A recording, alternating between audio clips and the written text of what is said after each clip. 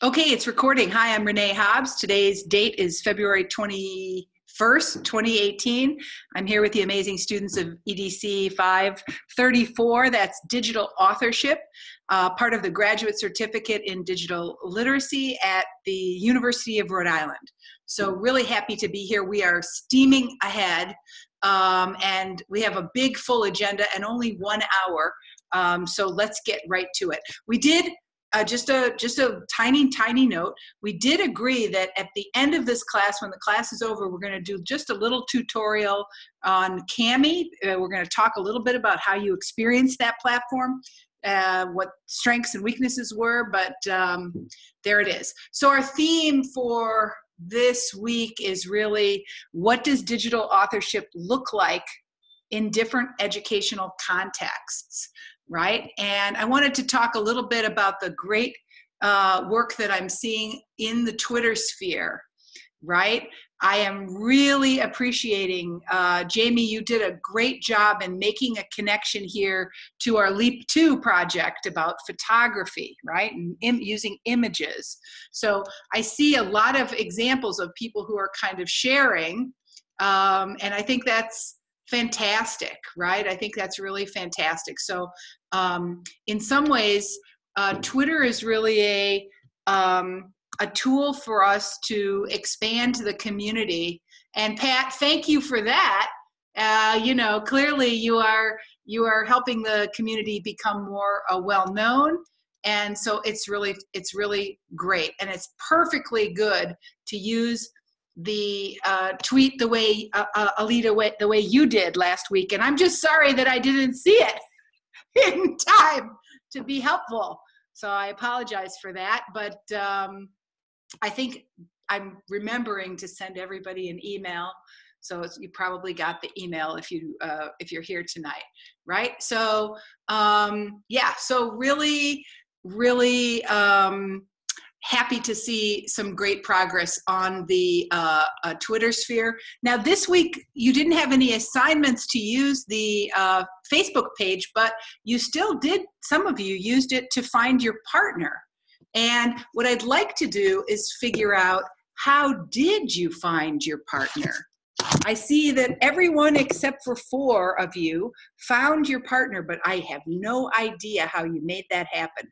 Who wants to explain to me? How did you, I guess you must have used digital media to do it. How did you do it? Who wants to talk to me about it?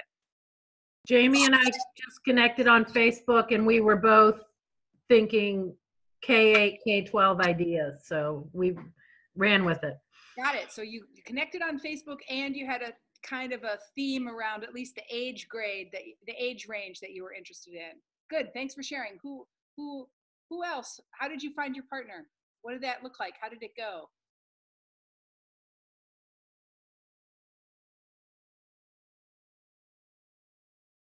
What medium did you use to make the connection? I posted on Facebook to see who else was looking. So I didn't search to see who had similar grade level, because if that worked out, that would have been great. But also, if we're completely different, I did something similar with Adam in the Summer Institute. Because we're 2 different grade levels, we wanted to create a product that would be applicable to both. So different challenges. Cool. So you were cool with the fact that you weren't really looking for an exact matchup there. Barbara. I found this fabulous partner at the Summer Institute last year, and she just happens to be in this class. So she agreed to be my partner again. Sweet. Yay, Meg! And happy birthday, by the way. Oh, it's her birthday. Yeah, so I'll go ahead and call Barbara out real quick that you never know what type of friends you're going to make at the Summer Institute. I don't really celebrate my birthday that much, but I got a box in the mail yesterday, and it was literally a birthday in a box with like birthday napkins. I should be wearing my button, like candles, and oh no, you were mailed from her house to my house in Florida. Oh, sorry, my Wi-Fi is a little weak right now, but yeah, she sent me a birthday in a box. You rock, Barbara, and Meg. Yeah, she's kind of like an adopted daughter. So. Oh man, what a great way to help me understand more about your powerful community. So thank you so much for sharing. That is great. Okay, so I'm assuming that now the hard work is ahead of you, because really that's the process of figuring out what are you going to create together. You don't have the luxury to think too much about it, right? Because the deadline is imminent, but you got the concept. Now, I wanted to point out something really interesting, which is that I am thrilled that we're mostly all here for our class, but last week was a really good example of how those of you who are watching this as a recorded video on the YouTube, you're actually adding a lot of value too. And that kind of struck me this week. You see, if you didn't participate in the Zoom chat, you were assigned to view the video, and you were supposed to use the leave a reply function to offer your perspective on this question: are how-to videos a form of civic engagement? Why or why not? And there is a really interesting dialogue that's following down here on this topic. It's absolutely fascinating. So Meg, of course, because we critically analyzed your tweet video, you've got something to say about what that must have felt like to watch that video. But actually the conversational thread here is really interesting, and it helped me think a lot more about how our ideas about what does civic mean? What does digital civic engagement mean? And what does it mean? How do we understand the concept of community, right? And I definitely feel like, I agree with that guy who said, everything I learned about life, I learned in kindergarten, right? We learn a lot about the bigger communities from how we act in our classroom communities, our smaller communities. And so I don't think anybody has written about that exactly in relation to digital civic literacy. But Meg, there was a wide consensus that your contribution was a form of civic engagement that had a benefit to all of us. So yeah, thanks for sharing that. So I was really also just happy to see how folks who are contributing asynchronously are really helping, in a way, kind of clarify and reflect with us on some of the ideas that get developed in dialogue. Okay, next up, key ideas from the readings and reflecting on your experience with the PDF annotation. So I just thought what we could do, I've been kind of re-reviewing these. I've dipped into these at different points during the week to make my own comments on the manuscripts, on the papers, and to look at how you're making sense of these comments.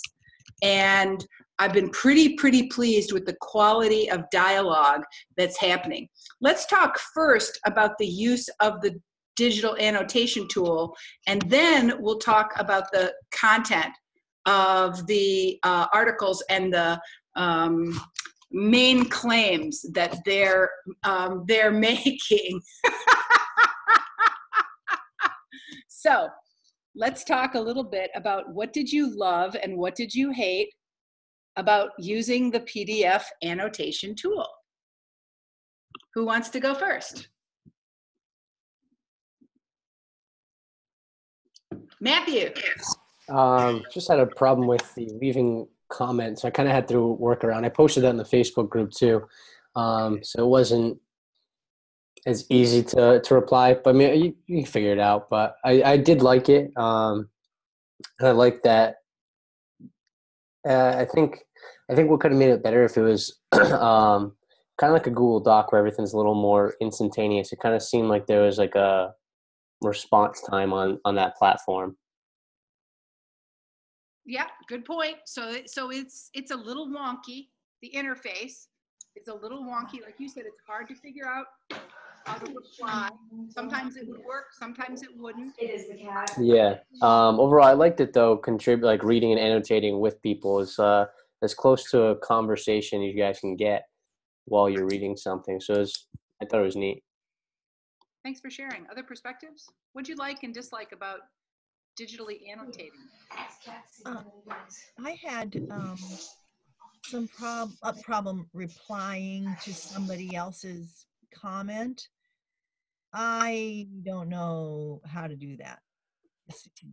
I don't seem to know how to do that. The other thing I'm not sure about, after you connect with Cami, it says, and maybe because I'm the other generation, it says, we want access to your Google, this, that, and the other thing. And I kind of feel like, ah! And so then I cut it off so it can't have access. Then I have to come back in, and I don't know enough to know, should I be concerned about this or not? Oh, great questions. Raise your hand if you were annoyed by the ads in the margin that wanted you to upgrade to remove them. Hated that. So the economic context and why they want access to your network, that's about the economic, how does Cami make money? Those questions are pretty, they're opaque. They're not transparent. We do not know how this company makes money. Glad you raised that issue, Barbara. Other reflections? Denise? For me, when I was trying to comment, I commented on one of the pages, and then it told me I had to make a copy of it. So I made a copy of it, and now all of my information that I put in is gone. I don't know where it's at. So I was a little upset about that, having to redo work that I've already done. But Okay, got it. So somewhere there's a digital copy with your original comments. Yep. Where it is a mystery. Right. Okay, good to know. So that's no fun. No. Questions on this tool? So this is Jamie, and I love Cami, to be honest with you. I started using it maybe last year. I used it for all my last class, and it was, for me, just as great as using a highlighter in a book. And it really works for me. And I've actually shared it with my third grade colleagues, and we introduced it in the classroom because I feel like in some ways, a Google Doc and highlighting is a little bit more tricky. I feel like this kind of is seamless, that even young kids can do it.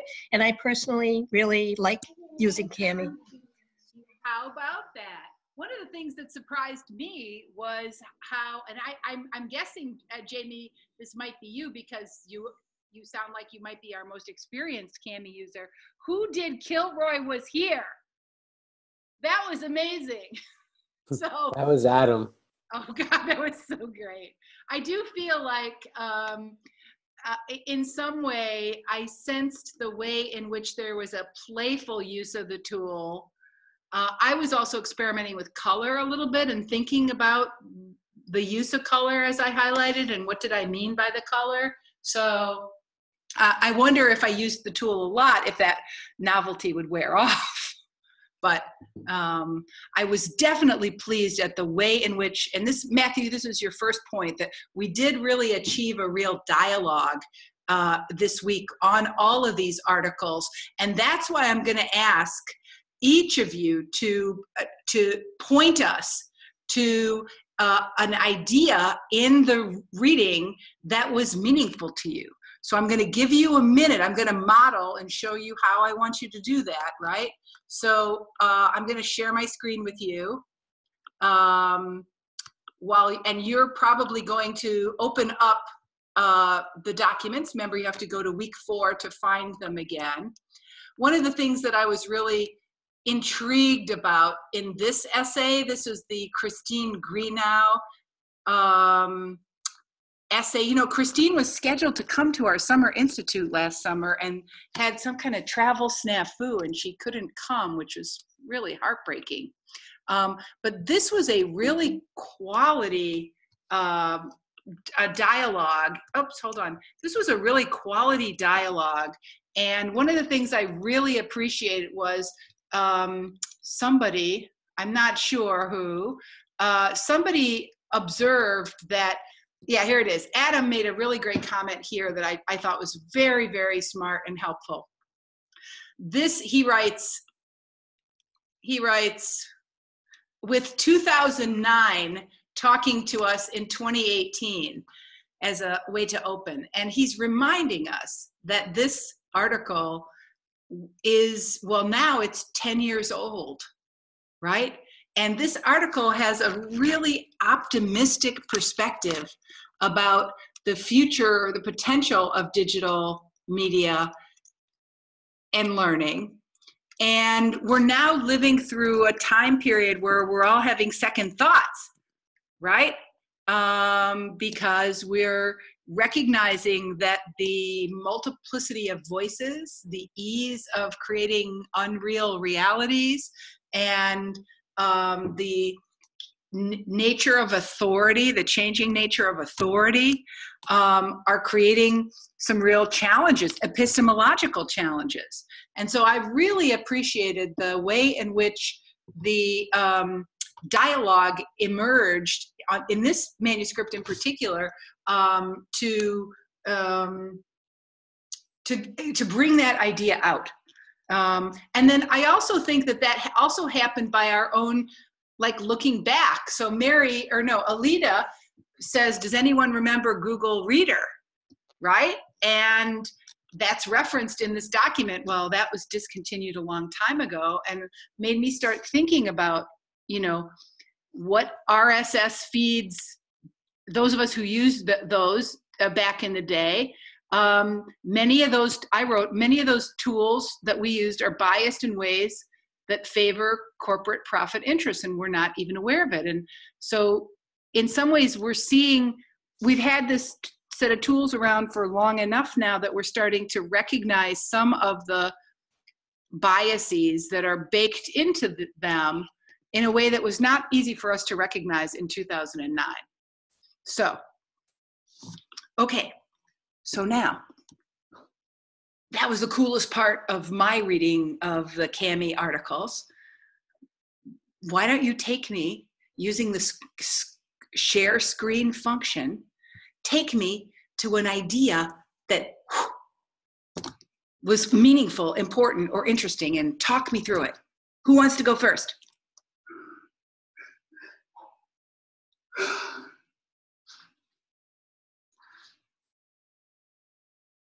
I'll go first, but it's going to take me a minute to find my article. Go for it. And you can see everybody's busily doing that too. So yes, find your article, ladies and gentlemen. Okay, so I'm sharing and I'm finding my article.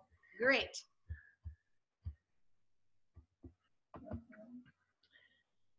You did the Swedish one. I did do the Swedish one. Cool. And the last time I looked, it was just you and I in that article. I don't know if anybody's picked up since then. So we didn't have quite as much discussion. I want to go read that one that had a lot of discussion. This article fascinated me, and I think the thing that threw me the biggest sort of aha moment was where the students are saying, oh, I don't want to post on digital media for school because that'll ruin my image. Right. That'll be, oh, that's not cool. That's not right. And the little kids, they'll put it all out there. Whereas and we're sort of on that edge in middle school where sixth graders will say or do anything in front of the camera and the older kids won't.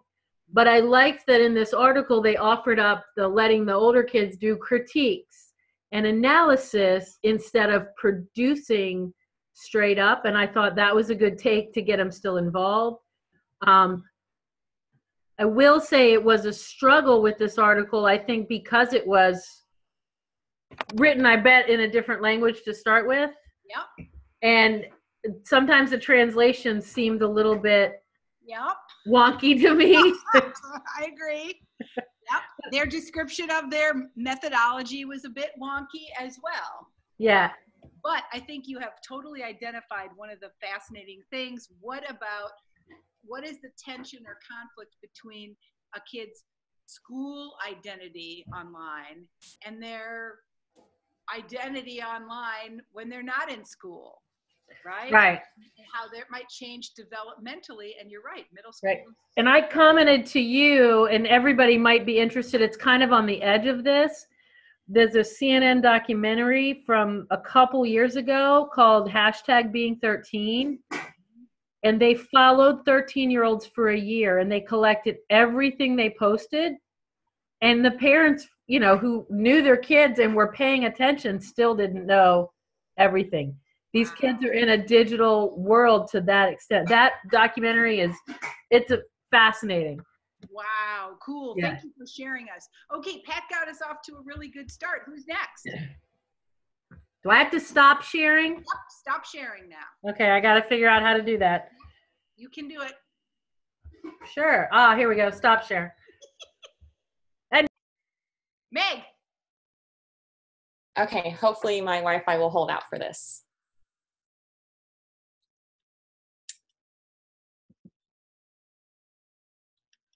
All right, is it showing up for you guys? The Shanahan article. Good. Yeah, so I'll kind of go up to the top here. So there wasn't necessarily one piece. This whole article really struck me. I'm, at the same time that I'm in this course, I'm taking a course, I actually pulled up the syllabus so you guys could see it here. I don't know if you can see that.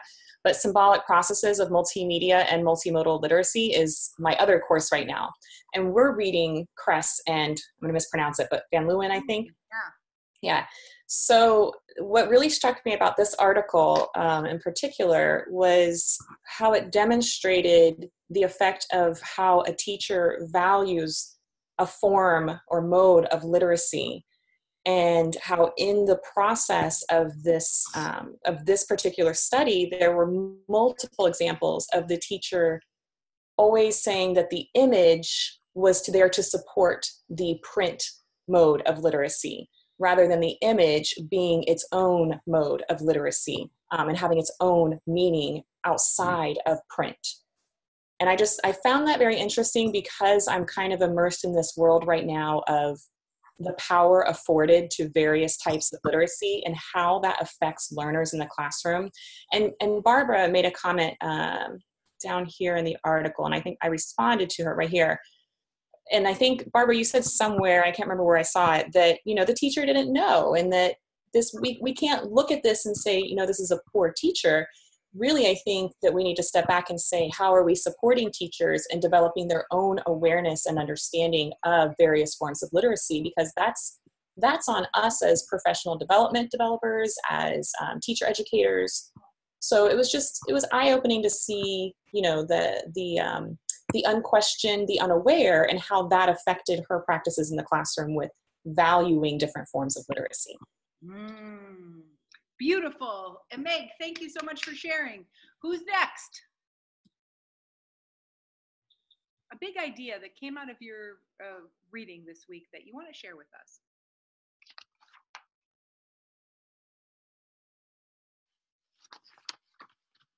Well, I had a big idea, but I'm still learning how to navigate where it is in the article. But that's cool. You can just talk to us about it.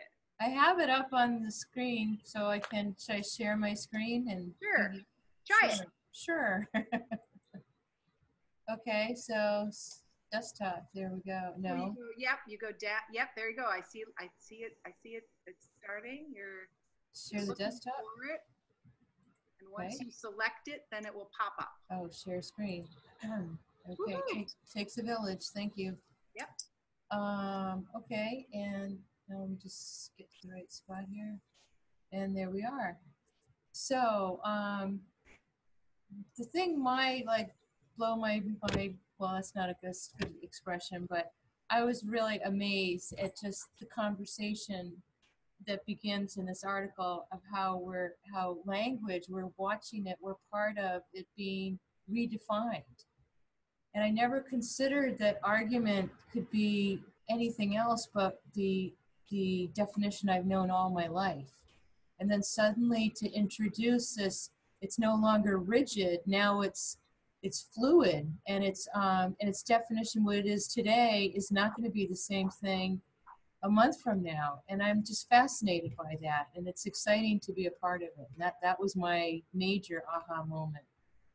That is a powerful insight, and especially because we're taking this concept from the ancient Greeks, right? We do tend to think of it as a very stable concept, but in fact, the ways technology and culture shape the discourse processes we use, and it is an exciting, also scary. Yes. To think about it that way, and scary for us to think about how our teaching might be impacted by this as well. Thank you for sharing. That's good. Let's hear from one more person. Something interesting. We've kind of gotten Howell, we've gotten Shanahan, Matthew.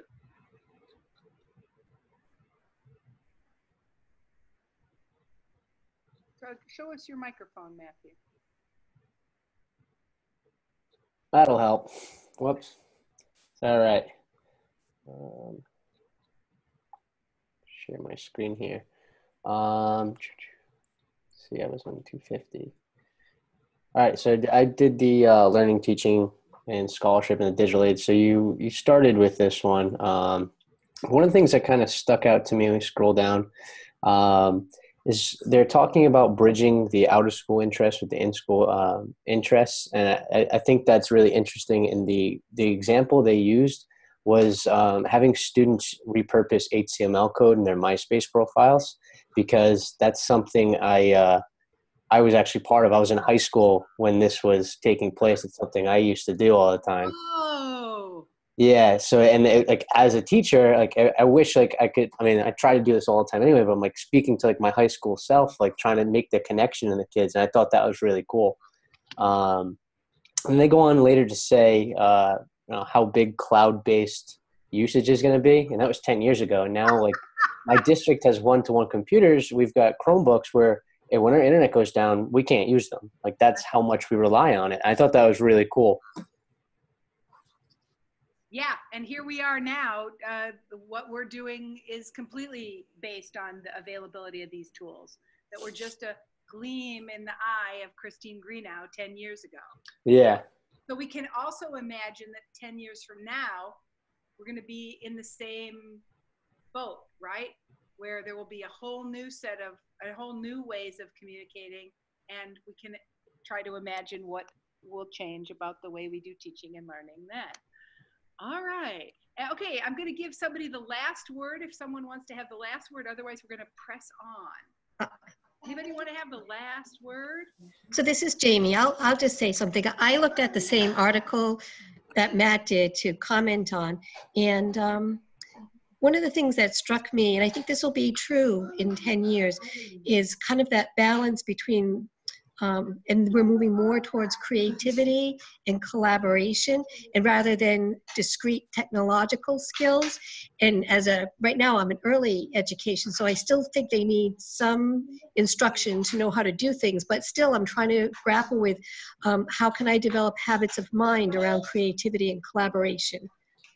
Yeah, really key idea. And then we also saw in that thread the high school teachers saying, God damn it, why do we still have to have these kids take the high stakes tests when that does not actually measure the skills that are going to be needed in the real world. So yeah, that issue is a really important one. I'm really glad you shared it. And in a way, what I want to do next is I want to see if we can dig into that claim about the relationship between in-school literacies and out-of-school literacies. So I'm going to take you back to our page. We're going to do a viewing and discussion activity like we always do, and we're going to break into two teams like we sometimes do. I found this really cool website that lets you find YouTubers by zip code. It's a kind of a cool tool. It's not offered on the Google platform, but it's very easily available. You just type in YouTube geolocation, and I typed in the Providence zip code, and I looked at who has uploaded YouTube videos in Providence in the last week. And I found 2 interesting uploads from children. Okay? So we're going to form team 1 and team 2. We're going to take 3 minutes and watch those 2 videos, and then we're going to come back as a large group to try to reflect on what are the implications of children's non-educational play with media? What are the implications for parents? What are the implications for educators? Give me a thumbs up if you understand what we're going to do right now. Okay, so we're going to, just like we would do in a classroom, we're going to count off 1 and 2 around the room, right? That's how you'll know whether you're in group 1 or group 2. Okay, who wants to go first? I'm keeping track of what group you're in. 1. Now that's using the affordance of the media. Okay, hold on here. Let me capture that. Let me make sure we get enough equal numbers here. I see Pat, Meg in group 2. I see Jamie, Barbara, Mary, and Cornelia in group 1. I see Denise in group 2. Oh, you guys are all over it. Awesome. Where do you need me? I think you could be in group 1.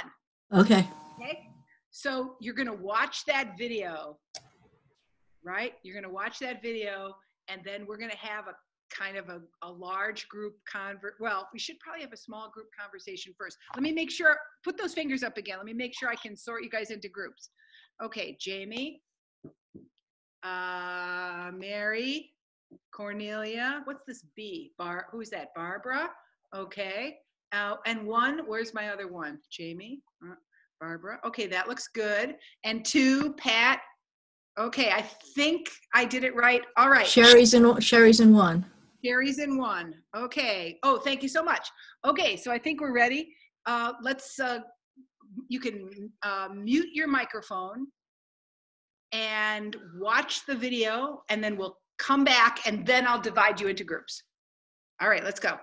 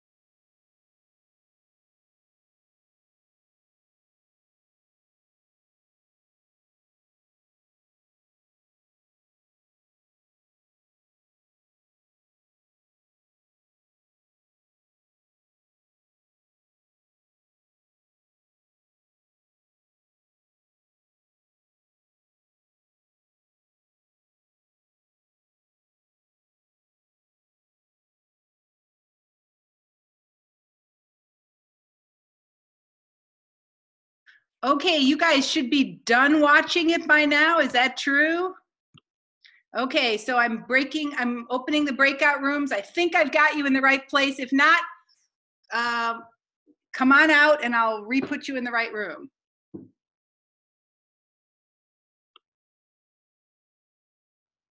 Okay.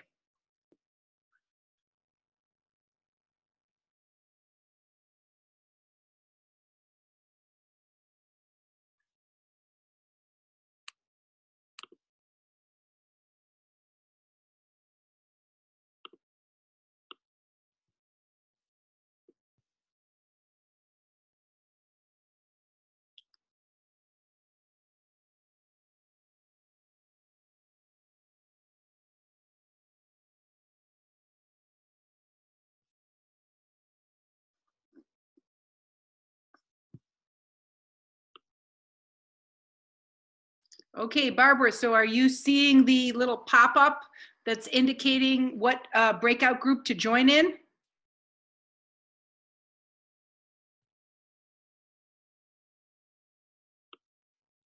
So Barbara, oh, she's still watching. I think that's what it is. Okay.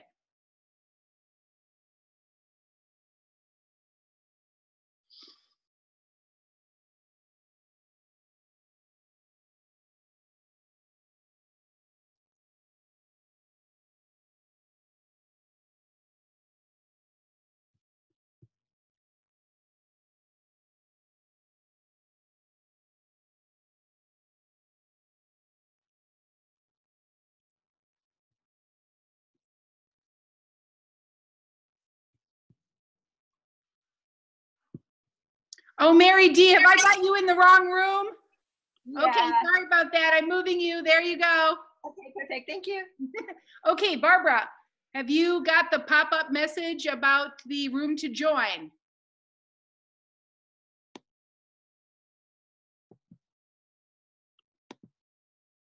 Okay, good, good, good.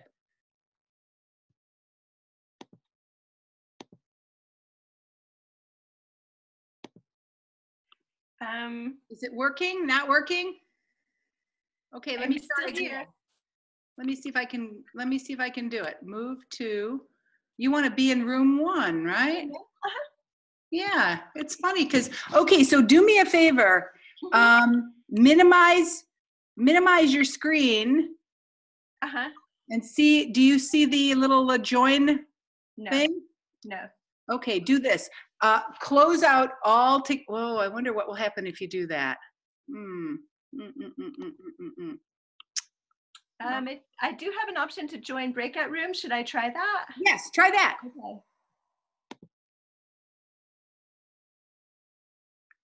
Ooh, good. I have girls and my kids are grown, so those dolls are a little creepy to me, but It was really fascinating to see her positive reflection on her school experience. That was good. I don't know what you guys have talked about, but it was interesting to see her using whatever it might have been she was learning in school. She was doing math, counting, she was adding up math equations, right? and the science was right on with the mammals' adaptations to survive.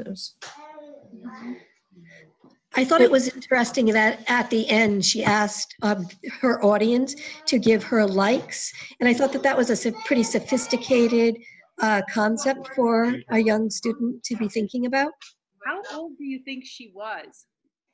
I was thinking maybe 7. That was my guess. That was pretty, I think she might be a little bit older. Okay. So she clearly knew about the kind of norms for a YouTuber in terms of the currency of likes. Yeah. Before you came on, Renee, one of the things that I thought of was I was really relieved that she didn't show her face, and I don't know what identifiable information she had up, but I didn't see anything that was identifiable. So I felt like she had received some kind of instruction from somebody that was helpful. Great point. Yeah, I noticed that as well, Jamie, especially the, what I was assuming was the teacher figure was a doll with the hair visible in a toy chair. I was assuming that was the teacher, but that was the child's voice, but there was a, like a avatar, right? Yeah. Mhm. Yeah. Yeah. So as a parent, would you be proud of this work or freaked out by it? I think I'd be fine with it. She didn't identify herself in any way, and there was no way to identify who she was. And it was quite cute. Yeah. Yeah. And I'd be impressed with her skills. What it does is make typical childhood role playing visible in public. So it's a very ordinary thing she was doing. She was playing with her toys and mimicking whatever it was she was doing in school. Mm-hmm. But the difference is that this was visible to the world. Yeah, we would play school, but we didn't have this option of playing school in this way. In a public way. And so does it matter that it's, You know, I think there are children today who sometimes don't know how to play, to be honest with you. I see them at school, and it might be even a way she can share, be a model herself for other kids, perhaps. I also think it's interesting that the ordinary becomes entertainment. That's an interesting thing to think about. It is. I would say that's a really positive aspect to this particular example, right? So her ordinary school day has become a, form of play and learning are kind of beautifully combined here. All right, well, you guys are going to be freaked out when you hear the other team. They're going to be freaked out when they hear your story. So think about how you explain what you saw and then what it means to you. Right?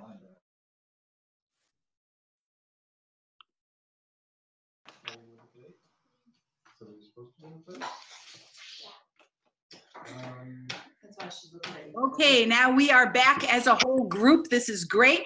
Let's hear from team 1, and we'll hear from team 2. Then we'll go to a focus question, which is what are the implications of non-educational creative media play for parents and educators?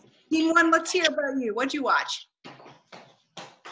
We watched a video of a child playing with dolls, small dolls that she was manipulating, and she was role playing a school classroom situation. And it was a lot of Q&A where she was asking questions of these dolls, math questions or science questions, and the dolls would answer. And then there was also a moment for lunchtime. And yet the whole time this video was playing, the viewer didn't see the child, only heard her voice. And when you guys addressed the question of what are the implications of this for parents and educators, how'd you come down on that? Or what perspectives, what ideas came up in your discussion? One thing that Jamie actually brought up was the fact that the child was not visible, and that being a kind of a way to keep her anonymous. That one only heard her voice, never saw her. I wasn't there for the whole conversation, so I don't know if someone else wants to chime in. I think we, viewing that, we saw it as a positive thing, and as parents, we would feel comfortable with the way that she enacted it. And we saw that even putting it into a classroom learning environment might capitalize on her interest. Nice. Okay, let's hear from group 2. What'd you guys watch?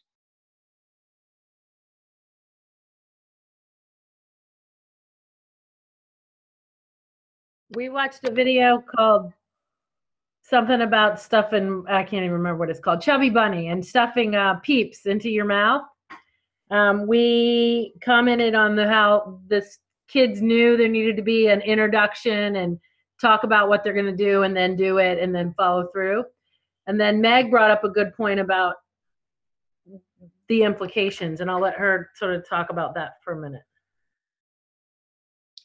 Yeah, so we talked about using, it was on a social media platform, and so they were definitely scripting this and developing this specifically modeled after maybe other YouTube videos they had seen. That was something Matt had talked about as well. Like you have to see these things to know how to model yourselves after them. They talked about subscribing and followers. There was a progression in their video that maybe they had seen somewhere else. So those were all out of school literacies. But then we also talked about kind of the appropriation that comes with using these platforms in the classroom and how that may change the language that's used by the kids or how they view the platforms. And then they scurry off to other platforms and they don't want to use, Facebook or Instagram or anything anymore because the adults are there. Fascinating. And from your point of view, video 2, perspectives from parents or implications for parents or educators. So one implication is they leave the platforms that we use to go to platforms we don't know about. For parents? The parents were definitely involved in that one because she was videotaping. She was kind of being a stage mom on the side, so she had to know what was going on, and maybe that's on purpose or maybe it was just the way it happened. It's interesting to see behind the scenes maybe. Right. So we hear the mom in that video. We hear the mom, but we don't see the mom, right? So she's clearly okay with it. It's a form of play. They're not worried about those kids choking. Mom was a little worried, but she let him do it anyway. I wouldn't really call her that worried. She was like, no. And as she's just shoveling more. Actually, watching that, I wasn't sure how much control she really had because at one point, we threw slime on the ceiling. Yeah, exactly. So one of the things, I guess, and partly, I guess now I'm going to reveal my, my hidden agenda. For the last 10 years, as I've been following the digital media and learning community funded by the MacArthur Foundation, reading these absolutely fantastic case studies of kids out of school literacies, sounding ever so smart and ever so, like genuine and ever so perfect. And always feeling like, actually, I've always experienced that children's play can be transgressive, right? And children's play can break rules and be edgy and create concerns for parents, right? And so here we have kind of the for Providence produced within the last 5 days. That's what my data set was, right?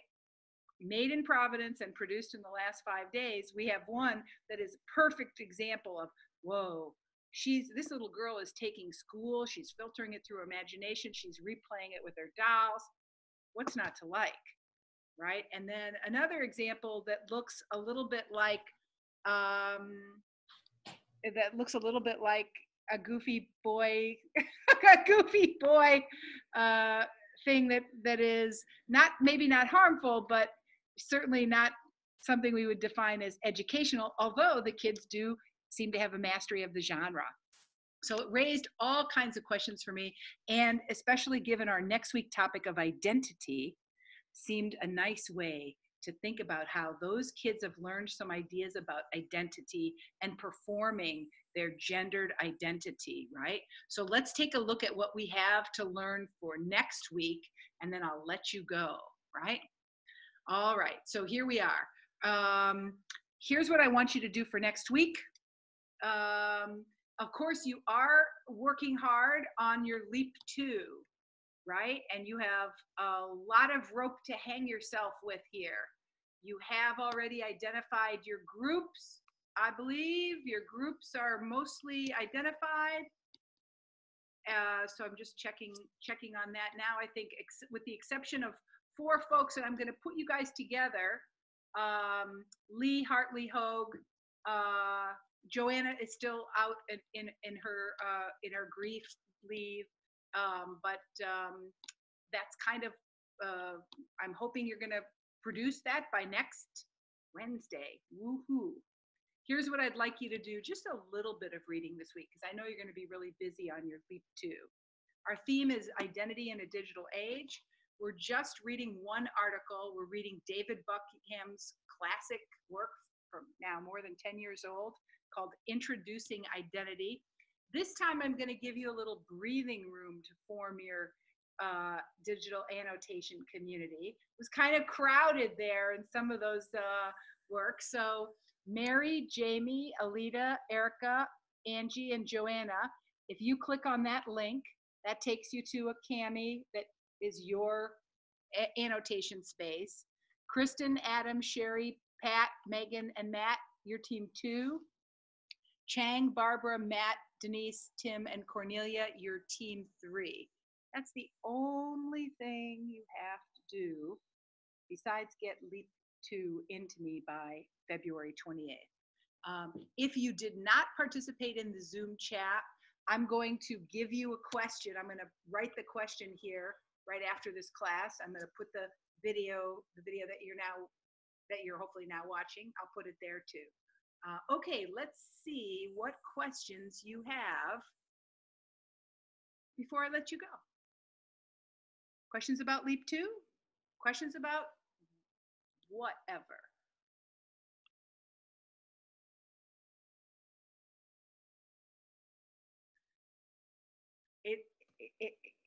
Okay, well, so let me, oh, yeah, Denise.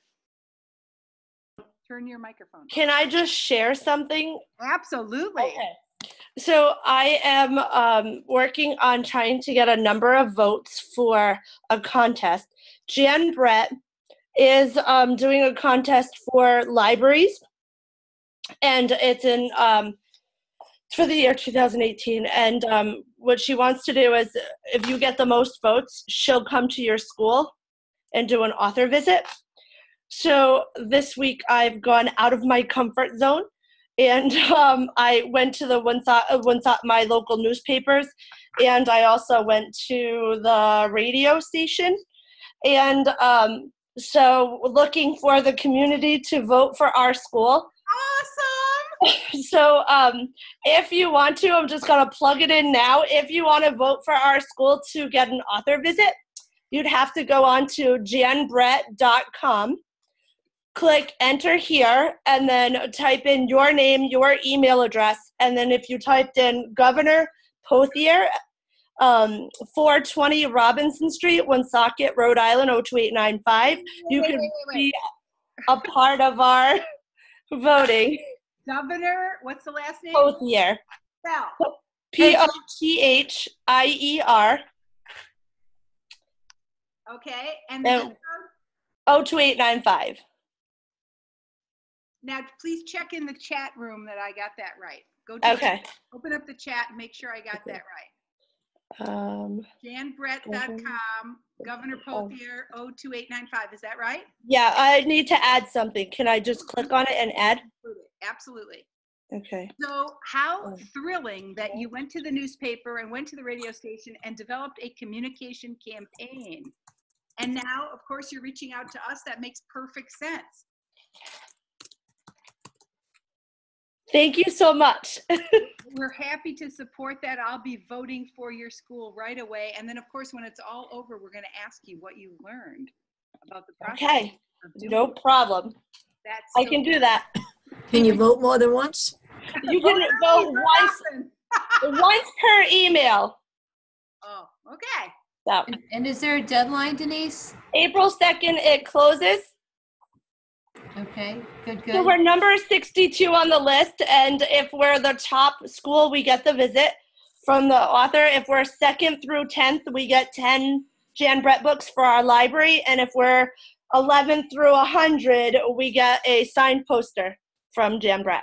Wow, I might just need to tweet about this to my 7,000 followers. Thank you. That would be awesome. Oh, that's cool. Okay, well, there you go. There's another kind of engagement. All right, what other questions do you have? I don't have a question, but I think this is probably the right community to bring it up in.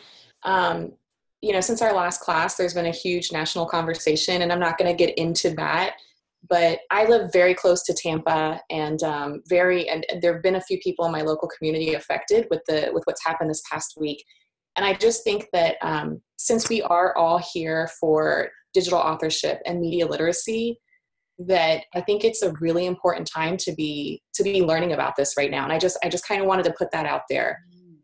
Seeing these young people find, you know, we're going into identity, and seeing them find identity through what's happened has been really moving, I think, for all of us in education and all of us who are parents or have children in our families. And so anyways, I just wanted to put that out there into our community here to be hyper aware of that over the next couple weeks. Thank you for sharing. And I think that the Buckingham reading might give some real, make some real points of connection. It's true. We're seeing young people crystallize. This is a moment in time that's crystallizing a sense of purpose and meaning. And that's what we're all seekers of that. We move through life at every phase seeking meaning. And this is the opportunity. Of course, since I'm teaching undergraduates propaganda, right? I've been really focusing on that what we're seeing in terms of the way in which the tragedy is being, you know, transformed into politics for propaganda purposes. But at the same time, yeah, I think the identity issues are going to be really useful for us. And Meg, I'm so glad you brought that up. Thank you so much for sharing.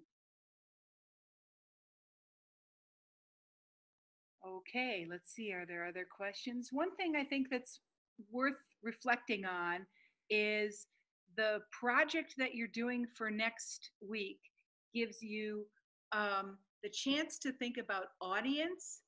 It gives you the chance to think about medium, and maybe most importantly, gets the chance to think about collaboration. So you're going to try to say something meaningful to a real audience through this collaborative, creative process. But don't drive yourself crazy, okay? I know this is a room full of overachievers. Don't drive yourself crazy. It's just leap two. It's strengthening our muscles as digital authors. And yeah, you'll see how we're going to talk, how we talk about what we experienced is really the main learning point, right? All right, cool. All right, I'll let you go. It's 8 o'clock. See you next week. Let's wave goodbye. Thanks for joining me tonight. See you next week. Bye-bye. So